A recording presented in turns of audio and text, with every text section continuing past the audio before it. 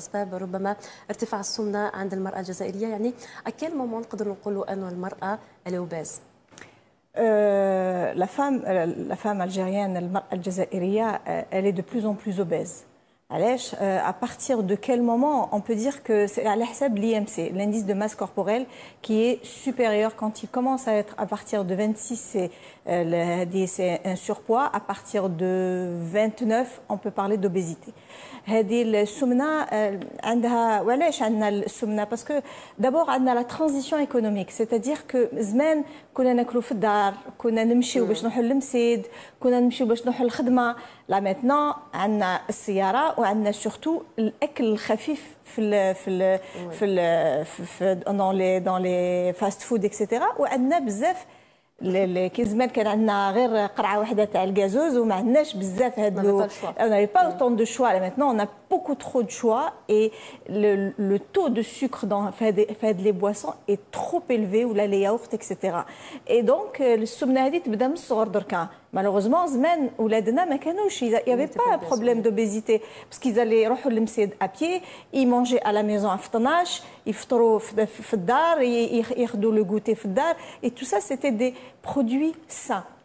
دركا لا مامان كي تدي الولد ولا الطفله للمسيد تحبس تشري له des produits surtout sucrés, des biscuits, des machins, il y a tellement de variétés que c'est ça. Et puis l'omja هذيك اللي تكون بزاف sucrée تاع un enfant, il va faire ce qu'on appelle un rebond adipositaire donc qui se mène, et un enfant ou une fille obèse dans l'enfance est un adulte susceptible d'être obèse.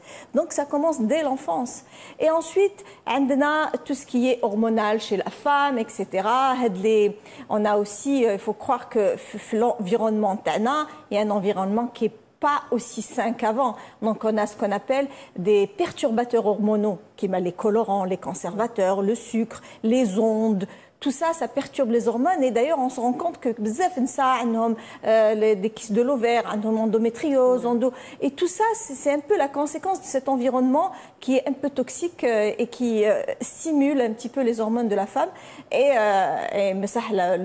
العامل الأساسي هو le manque d'activité physique, donc le manque d'activité ما يديروش بزاف الرياضة وما يمشيوش بزاف, la sédentarité et le déséquilibre alimentaire qui est complètement perturbé chez la femme et chez les enfants et chez les adultes en général. Il y a aussi d'autres raisons comme la thyroïde, le rodad al-aqza. Je reste sur les perturbateurs hormonaux. La thyroïde, quand on a un problème de thyroïde et on va chez le médecin et on règle le problème de thyroïde, il ne faut plus le mettre en avant. تقول لك لا لا نسمينا خاطرش عندي بروبليم دو تيرويد بصح الا لا تيرويد تاعك les taux de TSH تاعك sont normaux parce que vous prenez un traitement خلاص on met de côté. Quand on est équilibré par rapport à l'hypothyroïdie, quand on est équilibré, c'est bon, on met de côté, on ne va pas toujours se mettre ah oui, parce que عندي la thyroïde. Non, une fois qu'elle est stable, c'est bon, on réfléchit à une autre cause d'obésité.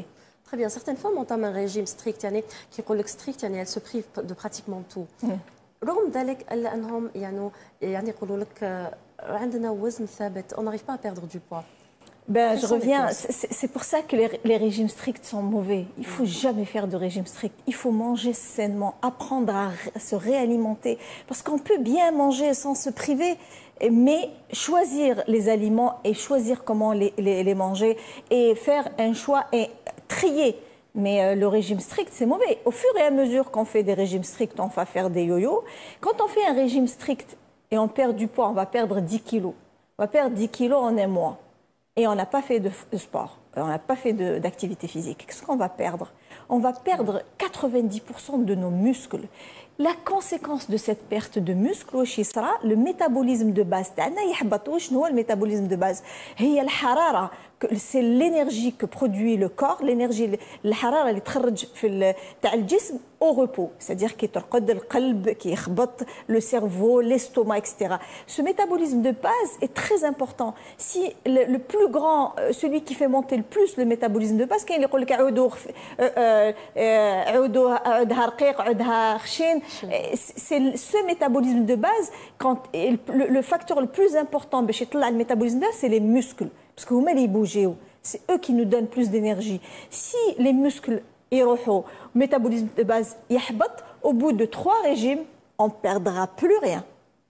Encore, on va stagner. Je vous réponds par rapport à cette stagnation, le poids. Et à partir de là, eh ben, on ne perdra pas de poids. Il y a aussi l'histoire de rebond adiposité qui m'a coûté que dans l'enfance. Quand un enfant grossit entre 8 ans et 14-15 ans, prend beaucoup de poids. Et etc. Cette petite fille qui a grossi dans l'enfance, à l'occasion de n'importe quel déséquilibre alimentaire ou une grossesse ou un problème hormonal, elle va beaucoup plus grossir que l'enfant qui n'a pas grossi pendant son enfance.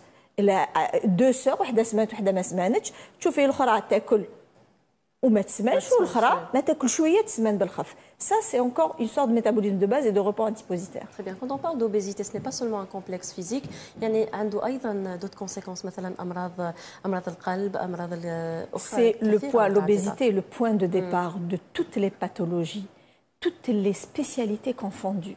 Le cardio, pour l'hypertension, le problème cardiovasculaire, le diabète. Même les dermatologues parlent de l'obésité parce que les plis, ça donne des champignons, le traumato, l'orthopédiste, l'arthrose. C'est le point de départ de toutes les pathologies. Le neurologue, le podologue. Tout le monde est concerné par l'obésité. Quand on fait une prévention de l'obésité, on diminue considérablement l'apparition de beaucoup de pathologies, mais évidemment en tête de liste, c'est l'hypertension et le diabète. Et conséquence de quoi? Conséquence de cette graisse, c'est-à-dire c'est la graisse viscérale, c'est la graisse qui entoure le cœur, qui entoure le foie, surtout le foie gras ou la stéatose hépatique. Tout ça. Et ça va donner ce qu'on appelle le syndrome métabolique, l'hypertension, le diabète. C'est le prodrome et le point de départ de toutes les pathologies, la graisse viscérale. La graisse, c'est une graisse non pathologique, mis à part le poids, les articulations. Mais la graisse viscérale, c'est l'ennemi numéro 1 de toutes les pathologies, surtout métaboliques et cardiovasculaires. Très bien. العديد من الشابات الجزائريات يعني ont recours à des procédés et des pratiques comme la sleeve, تكميم المعدة. واش رايك في هذا البروسيدي دكتور؟ شوفي تكميم المعدة c'est pas pour tout le monde. ماشي من هبة ودبة يروح يدير تكميم المعدة. C'est une chirurgie dangereuse et c'est une chirurgie. Vous vous rendez compte نحيو les 3/4 de l'estomac. Oui. Mais le 3/4 de l'estomac, il sert à quelque chose. Maintenant, il a des conditions. C'est une intervention qui pourrait être bénéfique pour beaucoup de personnes. Mais il faut qu'il soit en obésité morbide, c'est-à-dire que l'IMC TAHA 35 à 40, il faut qu'elle ait des pathologies, le diabète, l'hypertension, il faut vraiment qu'il y ait des conditions très particulières et il faut que ça soit, elle a presque 50 kilos à perdre et qu'elle a essayé de perdre à plusieurs reprises et elle n'arrive pas. C'est les conditions sine qua non. Et ماشي نروحوا نديروا bilan الصباح والعشيه نروحوا نديروا التكميم. Dans nos études pour faire une sleeve, moi je suis pas chirurgien mais j'ai fait des études de nutrition, donc on a parlé de la sleeve. La sleeve, par exemple, dans des pays développés, il y a 6 à 7 mois de traitement et de prise en charge psychologique, cardiovasculaire, pneumo, digestive, nutritionnelle, vraiment 6 mois. La sleeve, où on a 2 à 5 ans de prise en charge post-sleeve, c'est-à-dire des consultations régulières chez le nutritionniste, parce que les 3/4 ont des récepteurs, les récepteurs de certaines vitamines, les récepteurs, et donc on aura des carences après la sleeve. Et si on a des carences, on va perdre nos cheveux, on va faire de l'ostéoporose, on va faire. Donc en post-sleeve, il est très très important de prendre en charge le patient de manière très stricte. Très bien. Docteur, malheureusement, je comprends. Oui. Je vous remercie pour tous les détails. Merci à vous. على هذا التدخل عفوا. إذا مشاهدينا بهذا نصل لنهاية هذا النقاش ونهاية هذا المعلومات.